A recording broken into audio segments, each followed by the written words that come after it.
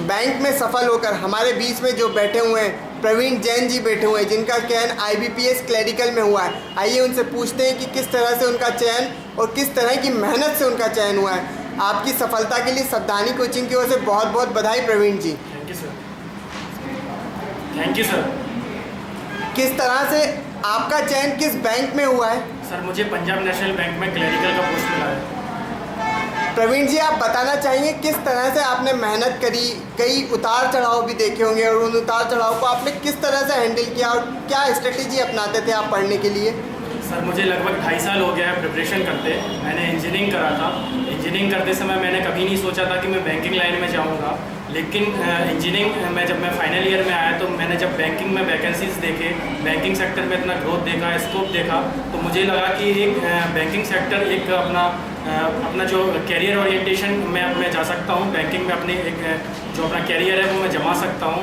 मैंने बैंकिंग के लिए 2 साल पहले मैंने IBPS क्लरिकल का जब एग्ज़ाम दिया था, मैं कट ऑफ के बिल्कुल पास में आके रुक गया था, लेकिन मैंने हिम्मत नहीं हारी। मैंने लास्ट ईयर IBPS क्लरिकल दिया, IBPS PO दिया। IBPS PO मेरा नहीं हुआ, लेकिन IBPS क्लरिकल के थ्रू मैं 0.8 से वेटिंग में रहा और इस बार मैंने IBPS PO दिया, IBPS क्लरिकल दिया और मैं आज पंजाब नेशनल बैंक का एक एम्प्लॉई एज ए क्लर्क मैं बनने जा रहा हूँ। मैं बहुत खुशी के साथ ये कहना चाहूँगा कि जो भी स्टूडेंट्स बैंकिंग सेक्टर में आना चाह रहे हैं, उन्हें थोड़ी सी अपनी जो स्ट्रेटजी है वो सोच समझ के बनानी पड़ेगी, क्योंकि अब जो बैंकिंग सेक्टर में वैकेंसीज आ रही हैं उनकी जो संख्या है वो दिन पे दिन कम होती जा रही है, प्लस जो कट ऑफ है वो बढ़ते जा रहे हैं। अगर अपन लास्ट ईयर से 2015-2016 के बीच में अगर अपन देखें तो वैकेंसीज कम हुई हैं, कट ऑफ बढ़ा है।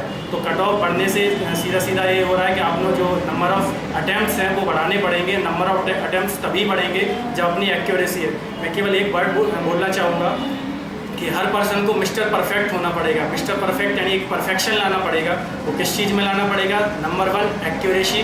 जो भी हम क्वेश्चंस अटैम्प्ट कर रहे हैं वो एक्यूरेट होना चाहिए, यानी वो उनका जो आंसर है वो करेक्ट होना चाहिए। नंबर 2, जो अपन ने क्वेश्चन अटैम्प्ट करे हैं उनमें एक टाइम मैनेजमेंट है, उसमें अपनी एक्यूरेसी होना चाहिए कि अपन को 2 घंटे के अंदर कितना करना है। अपन को सेक्शन डिवाइड करके चलना पड़ेगा कि मैथमेटिक्स को अपन कितने मिनट में करेंगे, कंप्यूटर को अपन कितने मिनट में करेंगे, GA सेक्शन को अपन कितने मिनट में करेंगे।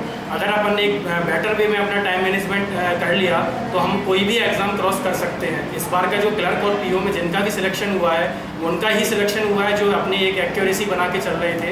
और थर्ड चीज़ मैं परफेक्शन लाना चाहूँगा, या परफेक्शन अपन को चाहिए पड़ेगा, वो है जो अपन क्वेश्चंस करते हैं, जो क्वेश्चंस अटैम्प्ट कर रहे हैं उनका सिलेक्शन, यानी कि जो अपन किसी पर्टिकुलर सेक्शन एक अटैम्प्ट कर रहे हैं उसमें कई क्वेश्चन ऐसे रहते हैं जो टाइम कंज्यूमिंग रहते हैं। अपन को उन्हें पहचानना आना चाहिए कि जो क्वेश्चन टाइम कंज्यूमिंग हैं उन्हें हम अगर लास्ट में टाइम बचता है तो हम लास्ट में अटैम्प्ट करेंगे। पहले उन क्वेश्चन को करेंगे जो ईजिली हम कर सकते हैं और जो हमें टाइम हमारा सेव कर सकते हैं। दूसरी चीज़, मैं अपने जो भी मेरे कलीग्स हैं, जो भी फ्रेंड्स हैं जो बैंकिंग सेक्टर में आ रहे हैं, उनसे यही कहूँगा कि आपको अगर कोई एग्ज़ाम क्वालिफाई करना है तो आपको अपना जो ऑनलाइन और ऑफलाइन STs हैं वो बनाने पड़ेंगे।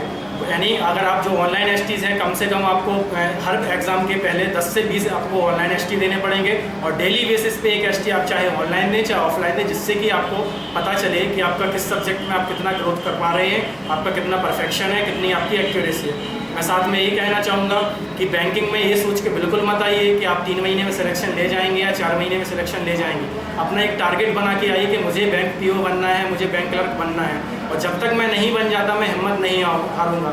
एक सेंटेंस है कि छोड़ूंगा नहीं जब तक फोड़ूंगा नहीं। मतलब अगर अपन ने एक टारगेट ले लिया है कि हमें बैंक PO बनना है, बैंक क्लर्क बनना है, हम मेहनत अपनी तरीके से अपना 100% है वो बेस्ट देंगे, और बाकी अपना किस्मत है कि जो अपना अगर किस्मत साथ देगी, अपनी किस्मत उन्हीं की साथ देती है जो मेहनत करते हैं।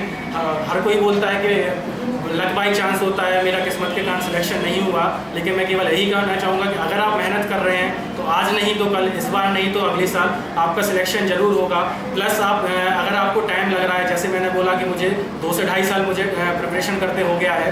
मैंने कई बार ऐसे उतार चढ़ाव देखे हैं ज़िंदगी में कि मुझे मेरे पेरेंट्स ने, मेरे मोहल्ले पड़ोस वाले ने, मेरे जो कलीग्स हैं जो दूसरी फील्ड में प्राइवेट में जॉब कर रहे हैं, उन्होंने बोला है कि तुम इस फील्ड में क्यों ट्राई कर रहे हो, गवर्नमेंट सेक्टर में क्या करना चाह रहे हो, 2 साल हो गए, 2.5 साल हो गए हैं, तो मैं अभी तक जॉब नहीं मिली है। मेरे ऊपर मेंटल प्रेशर आया है।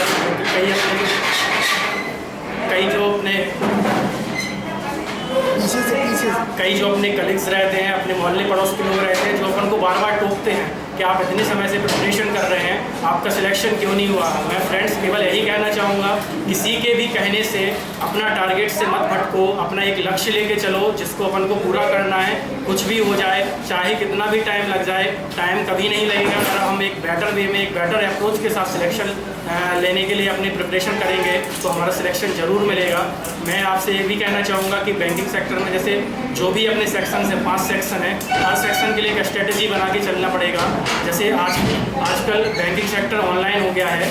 ऑनलाइन में आपसे मैं यही कहूँगा कि आप पहले एप्टीट्यूड या रीजनिंग को अटेम्प्ट करिए, क्योंकि लास्ट में अगर सपोज दैट आपके पास 20 सेकंड बचा है तो उस 20 सेकंड में आप मैथ का एक क्वेश्चन नहीं कर सकते हैं। लेकिन अगर आप लास्ट में कंप्यूटर या जीए को अटेम्प्ट कर रहे हैं तो उसी 20 सेकंड में आप 3 से 4 क्वेश्चन जीए के या कंप्यूटर के अटेम्प्ट कर सकते हैं। तो एक बेटर अप्रोच होनी चाहिए, टाइम मैनेजमेंट एक प्रॉपर होना चाहिए, और अपना एक जो सेक्शन है उसका भी सिलेक्शन होना चाहिए कि पहले हमें किस सेक्शन को करना है, फिर कौन सा सेक्शन करना है। मैं आपसे यही कहूँगा कि लास्ट में जीए और कंप्यूटर करें ताकि आप भी एक सफल बैंकर बन सके।